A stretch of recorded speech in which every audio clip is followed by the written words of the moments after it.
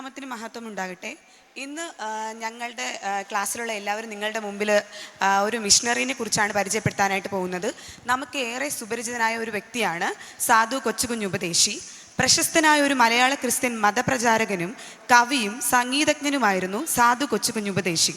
1883 November 29 Pathanamthitta ജില്ലയിൽ ആറന്മുളയ്ക്കടുത്ത് ഇടയാറന്മുള എന്ന കൊച്ചു ഗ്രാമത്തിലാണ് അദ്ദേഹം ജനിച്ചത്. അദ്ദേഹത്തിൻ്റെ പിതാവ് ഇട്ടിയും മാതാവ് മറിയമ്മയുമാണ്. ശരിയായ പേര് MI വർഗീസ്, വിളിപ്പേര് കൊച്ചു എന്നും ആയിരുന്നു. തൻ്റെ ഭാര്യയുടെ പേര് ഏലിയാമ്മ എന്നാണ്. ശൈശവ വിവാഹം നിലനിന്നിരുന്ന കാലത്താണ് താൻ ജീവിച്ചത്. അതിനാൽ ആ കാലഘട്ടത്തിൽ വിവാഹം ചെയ്യേണ്ടി വന്നു. 1898 അദ്ദേഹത്തിൻ്റെ മാതാവ് മരിച്ചു. 1903 പിതാവും ലോകത്തോട് യാത്ര പറഞ്ഞു. തനിക്ക് 3 മക്കളാണ്. വർഗീസ് കുട്ടി, സാമുവൽ കുട്ടി, മറിയാമ്മ എന്നിവരായിരുന്നു. പരമ ക്രിസ്ത്യാനിത്വം, പരമാനന്ദ ക്രിസ്തീയ ജീവിതം എന്നിവ അദ്ദേഹത്തിൻ്റെ പ്രസിദ്ധീകരിക്കപ്പെട്ട അനേകം കൃതികളിൽ ചിലതാണ്. എന്നാൽ അതിലും പ്രസിദ്ധമായത് മലയാളികളായ ക്രൈസ്തവർ ആനന്ദത്തിൽ മുഴുകുന്ന ക്രിസ്തീയ ഭക്തി ഗാനങ്ങളാണ്. മലയാളത്തിൽ രചിക്കപ്പെട്ട അദ്ദേഹത്തിൻ്റെ കൃതികൾ ഒരുപാട് ഹൃദയങ്ങളിൽ ഇന്നും പ്രത്യാശയും സന്തോഷവും പകർന്നുകൊണ്ടിരിക്കുന്നു. 210 ഗാനങ്ങൾ ഉൾക്കൊള്ളിച്ചുകൊണ്ട് ആശ്വാസഗീതങ്ങൾ എന്ന ഗ്രന്ഥവും രചിച്ചു. ഒരു ദിവസം രാവിലെ, ഞാൻ സുവിശേഷ വേലയ്ക്ക് പോകുന്നു. നിങ്ങൾ പിള്ളേരുടെ കാര്യം നോക്കാതെ പോയാൽ എങ്ങനെയാ? അത് കർത്താവ് നോക്കിക്കൊള്ളും. കൊച്ചുകുഞ്ഞുപദേശി ഭാര്യയോടും മക്കളോടും യാത്ര പറഞ്ഞ് ശുശ്രൂഷയ്ക്കായി പുറപ്പെടുന്നു. താൻ പോകുന്ന സാഹചര്യത്തിൽ തന്നെ തൻ്റെ ഭാര്യയും മക്കളും വീട്ടിൽ വിശന്നു വലഞ്ഞിരിക്കുകയാണ്. കുറച്ചു കഴിഞ്ഞ് ഇളയ കുഞ്ഞ് വിശക്കുന്നു എന്ന് പറഞ്ഞ് അമ്മയുടെ അടുത്തേക്ക് വരുന്നു. ഉടനെ തന്നെ ഇളയ കുഞ്ഞ് അമ്മയുടെ കയ്യിലിരുന്ന് വിശന്ന് മരിക്കുന്നു. ഇളയ കുഞ്ഞിനെ മടിയിൽ വെച്ചുകൊണ്ട് ഒന്നും ചെയ്യുവാൻ കഴിയാതെ തന്നെ അവൾ ദുഃഖിച്ചിരിക്കുമ്പോൾ ബാക്കിയുള്ള 2 കുഞ്ഞുങ്ങൾ വിശക്കുന്നു എന്ന് പറഞ്ഞ് തറയിൽ ക്ഷീണിതരായി കിടക്കുന്നു. വൈകുന്നേരമായപ്പോൾ കൊച്ചുകുഞ്ഞുപദേശി തൻ്റെ ശുശ്രൂഷ കഴിഞ്ഞ് വീട്ടിലേക്ക് മടങ്ങി വരുന്നു. പിള്ളേർ ഉറങ്ങിയോടി? ഒരു കുഞ്ഞ് നന്നായിട്ടുറങ്ങി, ബാക്കിയുള്ളവർ വിശന്ന് ക്ഷീണിച്ച് കിടക്കുകയാണ്.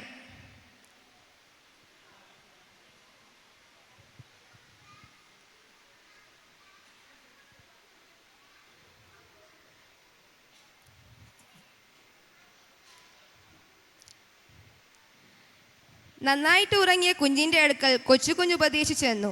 ആ കുഞ്ഞിനെ എടുക്കുവാൻ നോക്കുമ്പോൾ കുഞ്ഞിൻ്റെ ശരീരം നന്നായി തണുത്തിരിക്കുന്നു.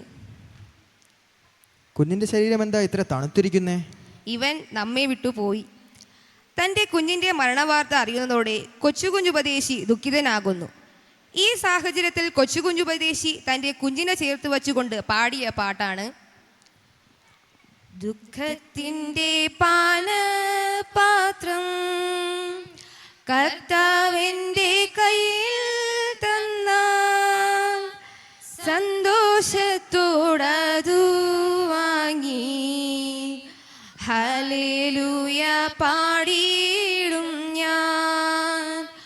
ദുഃഖത്തിൻ്റെ പാനപാത്രം കർത്താവിൻ്റെ കയ്യിൽ തന്നാൽ സന്തോഷത്തോടതു വാങ്ങി ഹല്ലേലൂയ പാടിയിടും ഞാൻ. തുടർന്ന് നമുക്ക് ഏറെ അറിയുന്നതും നാം എപ്പോഴും പാടുന്നതുമായ തൻ്റെ ഗാനങ്ങൾ ഞങ്ങൾ ആലപിക്കുന്നു. ക്രൂശിന്മേൽ ക്രൂശിന്മേൽ കാണുന്ന ദാരിദ്രാ, ക്രൂശിന്മേൽ ക്രൂശിന്മേൽ കാണുന്ന ദാരിദ്രാ, പ്രാണനാഥൻ പ്രാണനാഥൻ എൻ പേർക്കായി ചാകുന്നു. പ്രാണനാഥൻ പ്രാണനാഥൻ എൻ പേർക്കായി ചാകുന്നു. എൻ്റെ സമ്പത്തെന്നു ചൊല്ലുവാൻ വേറെ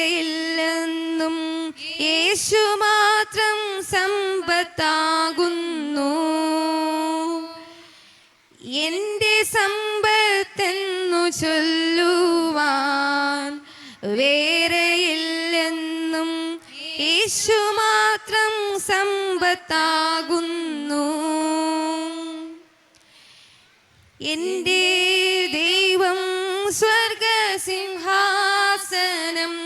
തന്നിലെന്നിൽ കനിഞ്ഞെന്നെ ഓർത്തിടുന്നു. എൻ്റെ ദൈവം സ്വർഗസിംഹാസനം തന്നിലെന്നിൽ കനിഞ്ഞെന്നെ ഓർത്തിടുന്നു. പൊന്നേശു തമ്പുരാൻ നല്ലൊരു രക്ഷകൻ, എന്നെ സ്നേഹിച്ചു തൻ ജീവൻ നൽകൂ.